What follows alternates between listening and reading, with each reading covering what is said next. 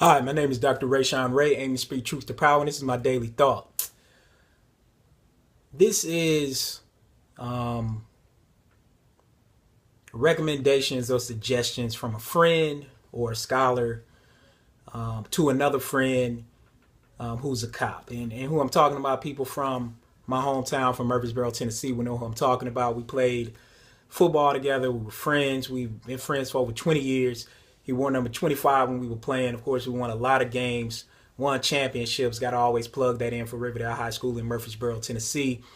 And he is currently now a new police officer in East Tennessee. And occasionally, when I do these vlogs over the past several months, I get requests from videos or articles or people saying, "Can you talk about this?" or "What about this?" And so I got a special one a couple of weeks ago from my friend from number 25. Everybody mostly knows him as AC.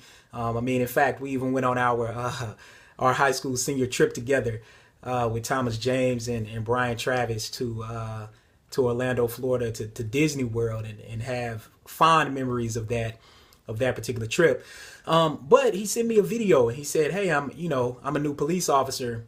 What suggestions or recommendations do you have, kind of from your perspective, being a scholar who studies race and policing? Kind of what do you think about this stuff?" So, kind of here it is. Here are my kind of top five. Well, first off, let me say, for those who don't know, so I have three relatives who were police officers, from sergeants to captains to the first black chief of police is one of my great cousins. And so I definitely understand the difficulties of being a police officer.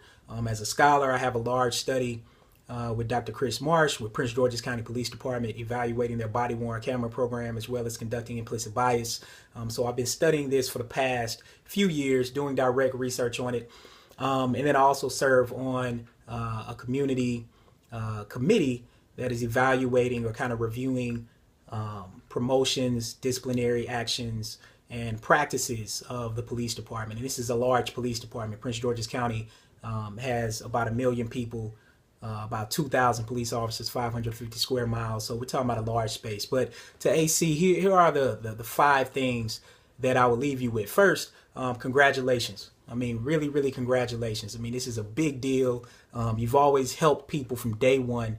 I applaud you from being an EMT firefighter to now being a police officer. You've always helped people, and I see that. But part of that, and that congratulations, is that now, for the most part, you're going to be interacting with people on their worst days. And so being conscious of that becomes important.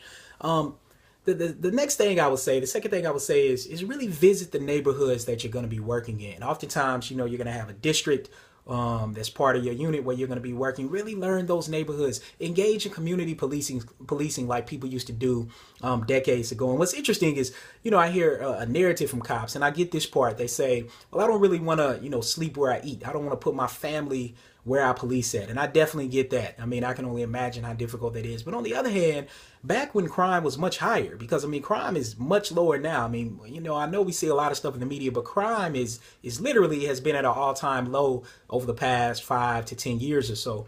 And so what's in, despite what the media is saying, crime is decreasing. As criminologists, look at FBI data, look at this. You see these decreases, despite what we see in the media. So part of that, though, is when crime was much higher, people were living in neighborhoods where they were policing, and that was part of the reason why people felt that crime started to decrease, is that people knew the people that they were actually interacting with and the things that they were doing. And so part of that is understanding why you're there. You're also there to help. You're there to protect and serve, and oftentimes people are calling you to do that. The third thing I would say is, aim to understand why people feel the way they feel. And what I mean by that is that, statistics don't lie. On one hand, while people who are more likely to be poor and black are more likely to commit crime, this doesn't mean that a majority of the people in predominantly black and or poor neighborhoods are committing more crime. That becomes very, very important for us to get. So most people who live in these neighborhoods are trying to live, and are working legally. And most are overwhelmingly compliant when they see the police. What they don't like, however, like anyone doesn't like it, is mistreatment. And stats don't lie on that front either, which is the fact that blacks are more likely to be harassed, beaten, and killed by police officers, even when they are unarmed and not attacking. And that is what FBI data show directly from the reports that police actually write up. And so, understand this context that we're in. Understand that we are in a social movement. Understand, of course, this makes your job more difficult. But being a police officer, you are supposed to be above reproach. You are supposed to be above the law. So part of that, and not above the law in the sense you can do whatever you want to, but above the law in the sense that you're supposed to be representing everyone when you are in this particular position. And so understand that some people actually do have legitimate reasons to fear the police, while other people actually have legitimate reasons to view the police as heroes. You really have to understand that particular context. The fourth thing I'll say is, speak up for us.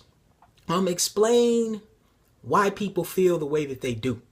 And part of that is helping people to understand that context, helping the police officers who you interact with to understand that context. When I'm at the police department, multiple times a week, part of these conversations come up. It's helping them to understand this context. Once you understand the context, I think you can start to change some things about how you view other people and the way that you potentially approach them. The final thing I'll say is hold people accountable in-house. In-house meaning your department. Because when you hold people accountable in-house, then this is less likely to spread out-house. Police departments, like all organizations, are at times corrupt. And what helps them get back on track are people who hold other people accountable to follow the rules and be accountable for their actions. You have always done that. I'm sure that you will continue to do that. Because the thing is, if you don't, your silence becomes your acceptance. And that's part of what happens with kind of the retaliation or disciplinary measures that happen in-house is a lot of police officers who are doing the right thing, overwhelmingly are doing the right thing, oftentimes turn their back when people aren't doing the right thing. And when you turn your back on that or you try to ignore it or you're silent about it, your silence becomes your acceptance of these unequal practices. So I'll leave it there. AC, proud of you, man. Congratulations. And as always, conversations matter like Black Lives and Books, and I hope this has sparked one.